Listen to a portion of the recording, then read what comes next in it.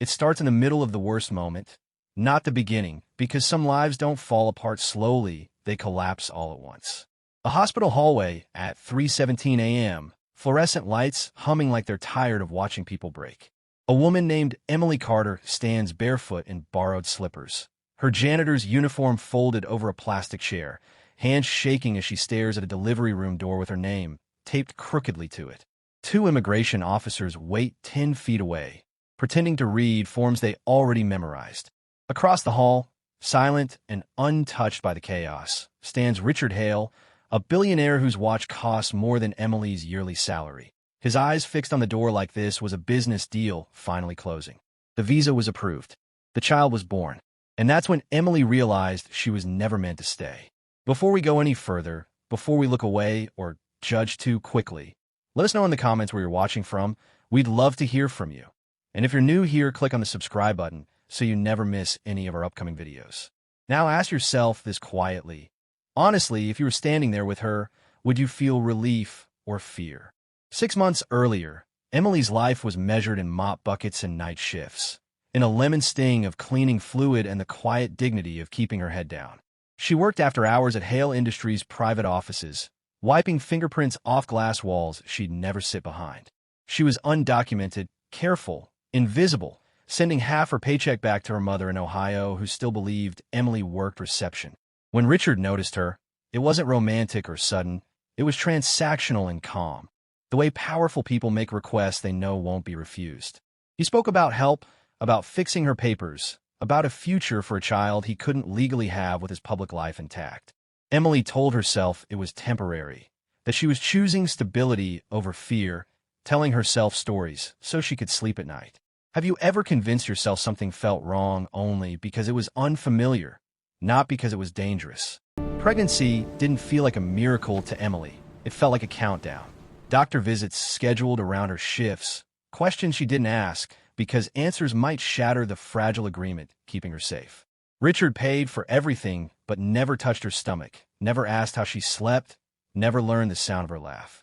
When a visa paperwork came through, stamped and official, Emily cried alone in her car, not from joy but from confusion, because freedom tied to conditions doesn't feel like freedom at all. She imagined the baby's face, imagined introducing herself not as the janitor, but as a mother with a future. But power has a way of changing tone when promises are fulfilled. Richard's calls became shorter. His lawyer started speaking for him, and Emily began to understand the unspoken rule. Gratitude was expected, independence was not. Back in that hospital hallway, the cry of her newborn cut through everything she thought she understood about the deal. It wasn't loud, just small and human, like a question asking to be answered. Emily's heart raced as the nurse smiled and said congratulations, while the immigration officer quietly confirmed her visa status, eyes neutral, voice flat. Approved. Temporary. Conditional. Richard didn't move closer. He nodded once, like a man acknowledging a report. That was the moment Emily saw the truth clearly, sharper than fear. She wasn't meant to build a life there. She was meant to complete a task. The baby was proof, not a bond. Ask yourself now, if survival required silence, how much of yourself would you be willing to erase? The turning point didn't come with shouting or drama. It came with a decision so quiet it almost felt invisible. 2 weeks later, before the paperwork finalized, Emily left. No would-be, no confrontation. Just a note thanking Richard for what he promised and apologizing for what she couldn't give. She used the small savings she hid in envelopes inside cleaning carts and took a bus across state lines, choosing uncertainty over ownership. The visa expired on paper, but her resolve didn't. Months passed. She worked at a diner, then a daycare. Her son, Noah, learned to laugh before he learned to walk. Emily learned that dignity isn't granted by documents, it's claimed by choices. Do you think Richard ever expected that the one thing he couldn't control was her leaving? Years later, Emily would tell her son the truth in pieces, never painting herself as a victim, never turning Richard into a monster, just explaining how power and desperation can meet in dangerous ways. Noah would grow up knowing he was wanted, not purchased, loved, not negotiated. And maybe that's the part that stays with you after the story ends. Not the billionaire, not the visa, not the hospital hallway, but the quiet courage of someone who chose an uncertain life over a guaranteed cage. If this were you, standing there with everything on the line, what would you choose, safety without freedom or risk with dignity? And when you close this video, ask yourself one last thing. How many Emilys walk past us every day, cleaning our messes, carrying stories we never stop to hear? She would later describe it as a contract without ever calling it one, because contracts are supposed to be clear, and this was anything but. It was a conversation held after midnight in an empty executive office, her mop water still rippling from where she'd stopped pushing it, his voice calm, careful, rehearsed. A promise that sounded like salvation. Papers, lawyers, protection, a way out of the fear she carried every time she heard a siren outside her apartment. He never raised his voice, never threatened her, never needed to. The imbalance did the talking. Emily remembers the smell of polished wood, the quiet click of his pen, the way he said, "You'll be taken care of," as if care were something that could be itemized. She didn't sign anything that night, not on paper, but something heavier settled into place. Before we dive deeper, let us know in the comments where you're watching from. We'd love to hear from you. And don't forget to subscribe so you never miss stories like this. Looking back, Emily would realize how carefully the promise was framed, how every sentence left room for interpretation, how help was always conditional, never guaranteed. He spoke about opportunity, about a future child who would never want for anything, about gratitude and discretion, words that sounded generous until you noticed what they replaced. There was no mention of love, no space for her choices, only outcomes. At the time, fear made everything feel reasonable. Fear of deportation, fear of disappearing, fear of failing the people who depended on her. So she agreed, not because she trusted him, but because she trusted survival. And maybe that's the hardest part to admit, that sometimes the most dangerous promises are the ones that arrive exactly when you're desperate enough to believe them. If you were standing in her place, with everything to lose and nothing guaranteed, would you have heard hope, or would you have heard the warning hidden underneath it? The injustice didn't announce itself loudly. It settled in quietly, the way dust gathers on surfaces no one thinks to check. Emily began to notice it in the small things first. The way her schedule was adjusted without asking.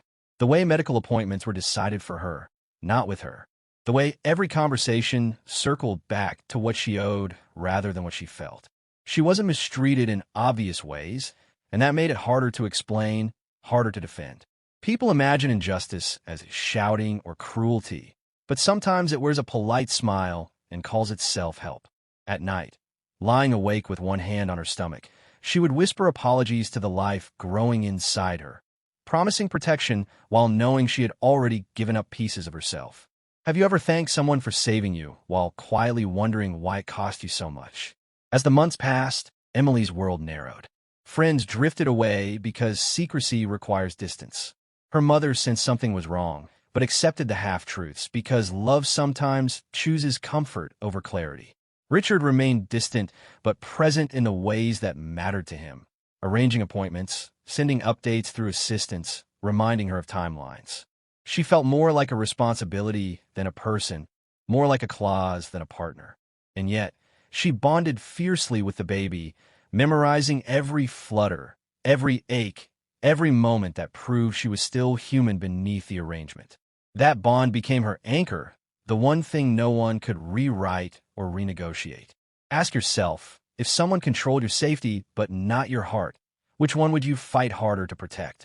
Empathy grew in unexpected places. A nurse who squeezed her hand a second longer than necessary. A cashier who slipped an extra apple into her bag. Small acts that reminded her she wasn't invisible to everyone. Those moments mattered because they contrasted sharply with the silence from the man who held all the power. When labor began, it wasn't dramatic or cinematic. It was messy and frightening and deeply human. Pain stripped away the story she'd been telling herself and left only truth. She wasn't part of a plan. She was a person giving birth. And when her son cried for the first time, something inside her shifted permanently. The injustice was no longer abstract. It had a face, a future, a name waiting to be chosen. That's when empathy turned into resolve. Standing in that hospital room afterward, holding a child who depended entirely on her, Emily understood that injustice isn't just something you endure, it's something you decide whether to pass on. She saw clearly how easily her son's life could be shaped by decisions made in boardrooms and hallways he'd never walked through. She felt anger, yes, but more than that, she felt clarity, the kind that arrives when love outweighs fear. If the world was unfair, then she would be unfair back in the only way she could, by choosing him over the deal, dignity over compliance. And maybe that's the question this story leaves you with. When empathy collides with injustice, when love meets power, which side do you think deserves to win? And which one would you choose if the cost was everything you thought you needed to survive? She was a janitor long before anyone bothered to learn her name, a woman who moved through buildings after midnight when the city pretended people like her didn't exist. Emily cleaned offices at night, emptying trash cans filled with half-finished dreams, wiping fingerprints off desks she would never sit behind. Her status was temporary on paper and fragile in reality, the kind that could vanish with one wrong encounter or one unopened letter. Every paycheck was divided carefully, rent first, food second, and whatever remained was wired back home to keep the lights on for people who believed she was doing better than she was. There was pride in that sacrifice, but also quiet shame, the kind that settles in when you realize survival has become your entire personality. Exhaustion followed her everywhere. It lived in her shoulders, in the ache behind her eyes, in the way she sometimes forgot what day it was.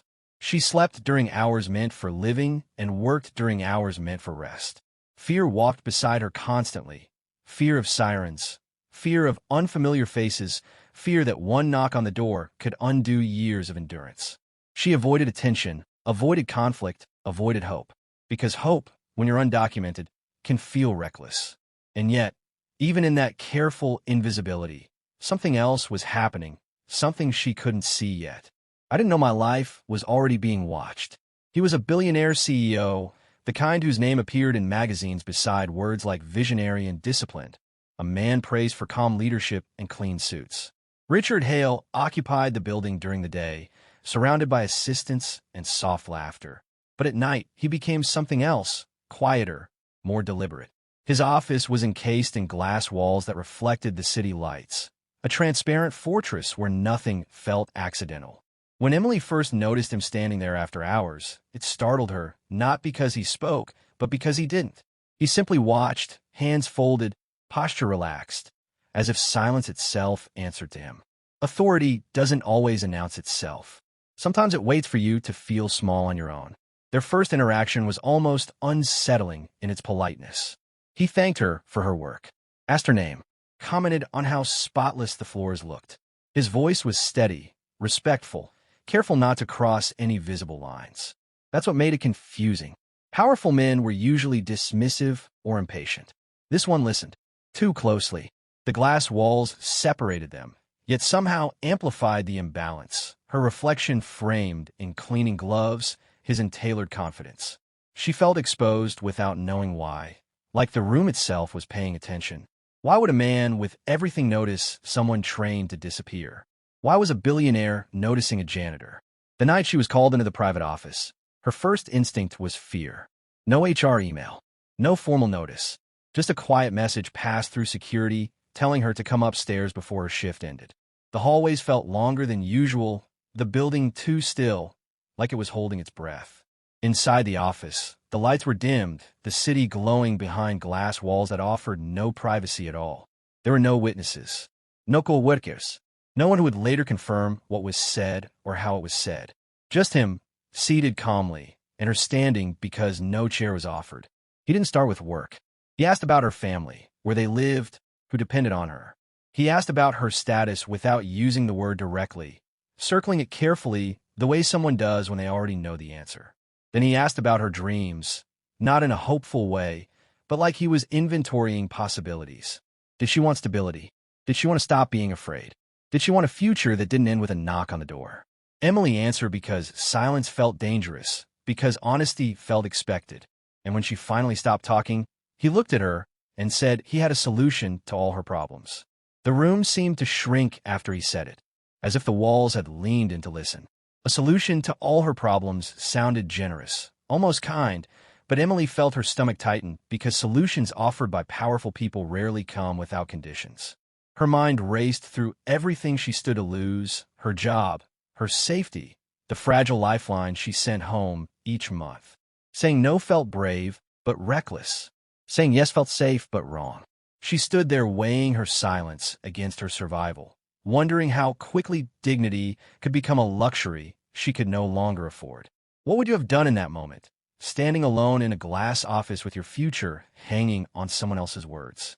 He spoke slowly, choosing phrases that softened the weight of what he was asking.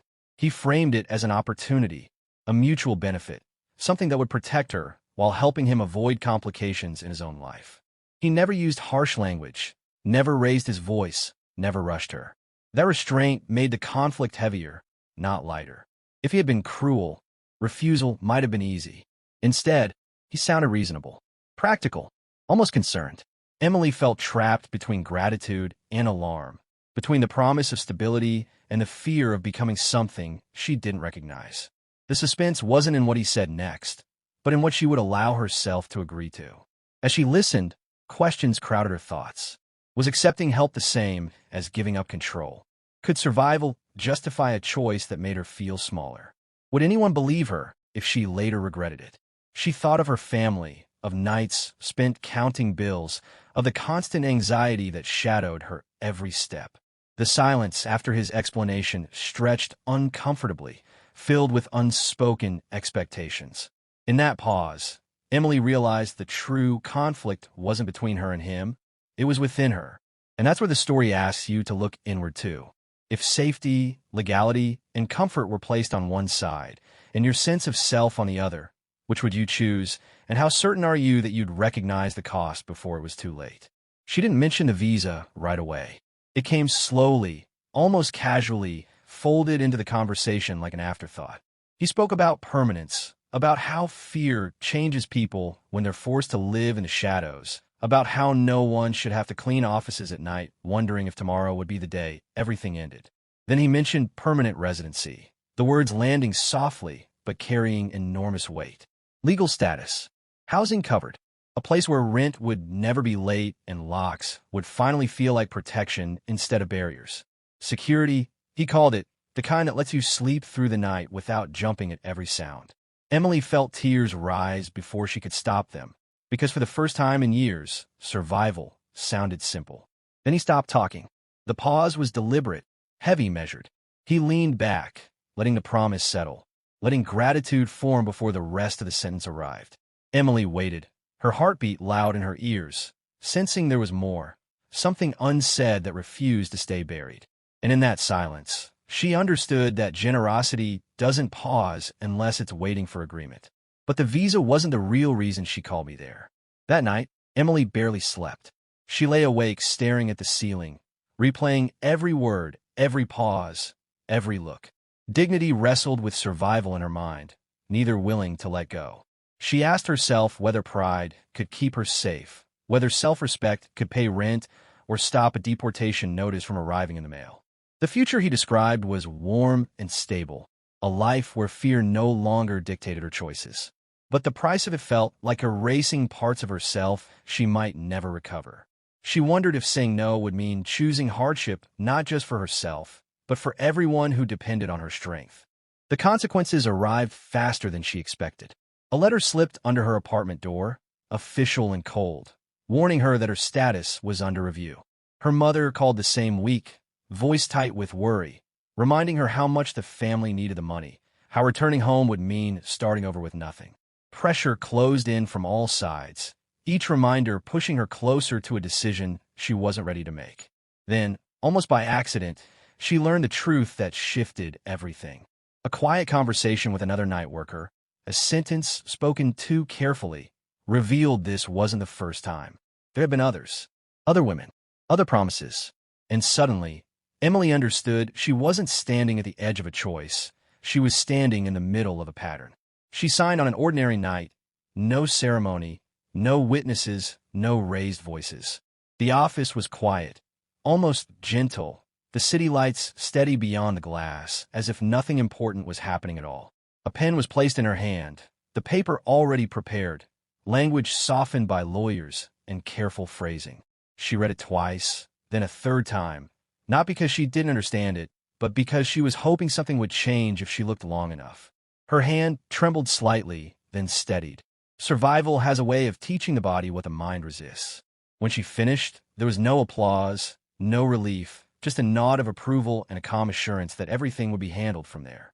As she walked back to her cart, the mop bucket still waiting where she'd left it, she felt lighter and heavier at the same time. That was the day I stopped belonging to myself. At first, nothing collapsed outwardly, and that was the cruelest part. Her life improved on paper. The apartment was clean and quiet. The refrigerator stayed full. The fear of sirens faded into the background. People congratulated her without knowing what they were congratulating. But inside, regret grew slowly, like a weight she couldn't set down. She noticed it in the way she flinched at certain phone calls, in how decisions were no longer hers to make, in the strange emptiness that followed moments that should have felt like relief. She had survived, yes, but survival came with a silence that pressed on her chest. She stopped calling home as often because she didn't know how to explain the sadness that had no visible cause. Have you ever gotten everything you thought you needed and still felt like something essential had gone missing? The collapse came quietly, in fragments. She began to feel like a visitor in her own life, present but never fully allowed to choose. Her schedule shifted without explanation. Her body became something discussed in meetings she wasn't invited to. The kindness she once sensed was replaced by efficiency, by reminders of timelines and expectations. She felt regret, not just for what she'd agreed to, but for how easily the world moved on afterward, as if her sacrifice had been small, forgettable. At night, she sat alone in rooms meant to feel safe and wondered when exactly she had disappeared from her own story. The emotional payoff wasn't freedom. It was clarity, the painful understanding that some collapses don't involve losing everything at once. They happen when you realize you've been standing for a long time on ground that was never yours. The rules came gradually, framed as precautions, explained as necessities. Where she could go, who she could talk to, which appointments mattered, and which conversations were discouraged. At first, they sounded reasonable, even protective, but over time they tightened, closing off parts of her life she hadn't realized she still had. Cameras appeared in hallways she was told were for security. Check-ins became frequent, then expected. Privacy thinned until it felt like a luxury she no longer deserved. Isolation followed, naturally, because isolation is easier to manage than resistance. Friends stopped calling when she stopped answering. The world outside grew distant, unfamiliar. The boss changed too. The politeness faded, replaced by distance and efficiency. Conversations became brief, transactional, stripped of warmth. He no longer asked how she felt, only whether things were proceeding as planned. The promise of care transformed into oversight, and Emily struggled to name the difference without sounding ungrateful. She couldn't tell where protection ended and control began. Was he shielding her from danger or ensuring she couldn't leave? Each time she asked herself that question, the answer shifted just enough to keep her uncertain. And that uncertainty was its own kind of restraint. Is the boss protecting her or owning her? Even as the rules tightened, Emily found herself talking to the small life growing inside her, whispering stories no one else would hear. She traced tiny kicks with her fingertips and imagined the future in fragments. First steps, laughter spilling across a sunlit kitchen, a name chosen with love rather than convenience. But every moment of connection felt forbidden, unspoken in the contract she had silently signed. Attachment was dangerous. Vulnerability was dangerous. Love was dangerous. And yet, she couldn't help it. Her heart already recognized the child as more than a clause, more than a promise. She began to see the life she carried as a reminder of who she was beneath the agreements and restrictions. Then the clarity hit. The visa wasn't unconditional. The housing wasn't permanent, and the security he promised depended on compliance she might never fully grant. Freedom was temporary. Every comfort she'd been given had strings, invisible but suffocating. And with that realization came a shift in her mind, a spark of defiance. If she stayed, she would remain a shadow in someone else's story. But if she left, she could reclaim her own life. That night, Emily began to plan. Quietly, carefully, she traced the routes, memorized schedules, imagined exits. She would run. She had to. For herself, for her child. And for the first time since signing, she felt a pulse of real hope, sharp and dangerous and entirely her own. Every time Emily thought she had a moment to breathe, he was already there, anticipating her next move. Patterns she tried to hide, steps she hoped were unnoticed, schedules she adjusted quietly. All of it seemed calculated in his mind before she acted. The threat of immigration resurfaced like a shadow, reminders that one mistake could erase every fragile step she had taken. Letters arrived, phone calls came, subtle inquiries that carried the weight of authority. She realized the world outside her carefully measured life was waiting, watching, ready to pull her back if she faltered. The hospital hallway returned to her mind, fluorescent lights humming, that tiny cry cutting through everything she thought she understood about freedom. She remembered the first moment she held her child, the weight of a life entirely dependent on her choices, and the stark contrast of the man who had orchestrated everything around them. Papers and promises, visas and housing. None of it could replace what she felt was hers to protect. And in the quiet aftermath of that memory, she understood the cruelest truth of all. She had the papers. She had complied. She had obeyed. But she also realized, unmistakably, that she had never held the power. I had the papers. She had the power. Emily finally understood what survival without choice felt like, and the realization was heavier than any exhaustion or fear she had carried before. The papers, the visa, the housing, they were all tangible, measurable, and yet they had never been hers in the way she imagined. True power, she realized, was not in legality or contracts, but in the courage to reclaim herself, even when the world tried to define her limits. She began to make decisions not for compliance, not for safety, but for dignity, for the tiny life who had already taught her how to love without boundaries. Each step she took toward independence was a quiet act of justice, a reminder that no agreement could ever claim her heart or her soul. By the time the night ended, Emily knew that freedom wasn't something granted. It was something she had to claim, and sometimes claim quietly, patiently, strategically. The child she held was no longer just a reason to survive, but a reason to live fully, to insist on a life that could not be dictated by another's power. In that sense, justice came not through punishment, but through reclamation, through the simple, undeniable truth that some things, courage, love, choice cannot be signed away. And as she looked down at the small, breathing face in her arms, the weight of past compromises lifted just enough for her to understand. Some victories are silent, and some freedoms are earned not by law, but by the heart. Eventually, the truth surfaced, quietly and unexpectedly, like a crack in the glass walls that had always seemed unbreakable. Emily discovered a legal loophole hidden in the very documents she had once signed in fear, something that shifted the balance, if only slightly, in her favor. At the same time, she began to notice cracks in him, the billionaire who had seemed untouchable. His calm authority wavered in private moments, subtle signs of vulnerability that reminded her he was human too, subject to the same uncertainties and insecurities that she had carried silently for so long. Power, she realized, is never absolute. Standing at that threshold, she faced her final choice. She could retaliate, make him feel the weight of his manipulation. She could submit, surrender to the rules and safety he offered. But neither of those paths aligned with the woman she had become. Instead, she chose something quieter, something unassailable, dignity. Walking away didn't make her weak, it made her whole. In that choice, she reclaimed the part of herself that had been lost in contracts, promises, and fear. It was an emotional victory no money could buy, a freedom no visa could grant. And for the first time in years, Emily understood what it truly meant to belong to herself. The visa outcome arrived quietly, almost anticlimactically, a stamp on paper that finally made her status official. It should have felt like relief, but by then Emily understood that legality never equals liberty. The relationship that had shaped months of her life, calculated, conditional, and heavy with unspoken expectations, was severed, ended without drama, without confrontation. He remained across the hallways of her memory, a figure of authority and power, but no longer a part of her daily existence.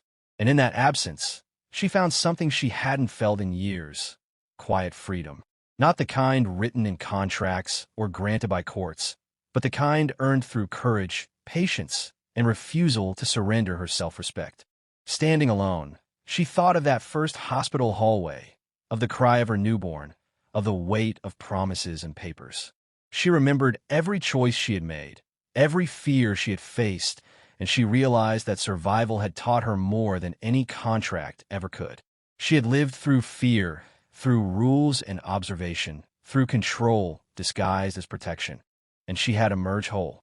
The city lights hummed outside, fluorescent and steady, and Emily knew, with a clarity that settled like a gentle truth over her shoulders, the day she stopped belonging to herself had been the day she began to truly own her life.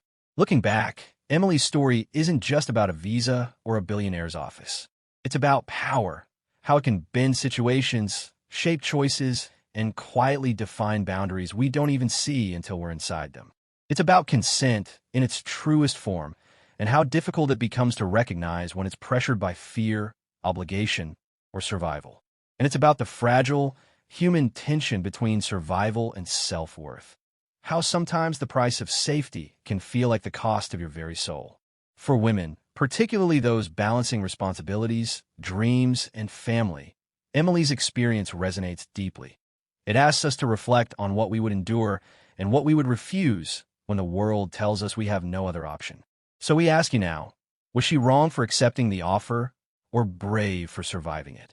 There's no easy answer because stories like hers aren't simple, but they do remind us that dignity can be claimed in the smallest choices, and courage often comes disguised as necessity. If this story stayed with you, like it did with us, hit like, share your thoughts below, and subscribe for more stories that explore the choices we're never prepared to make.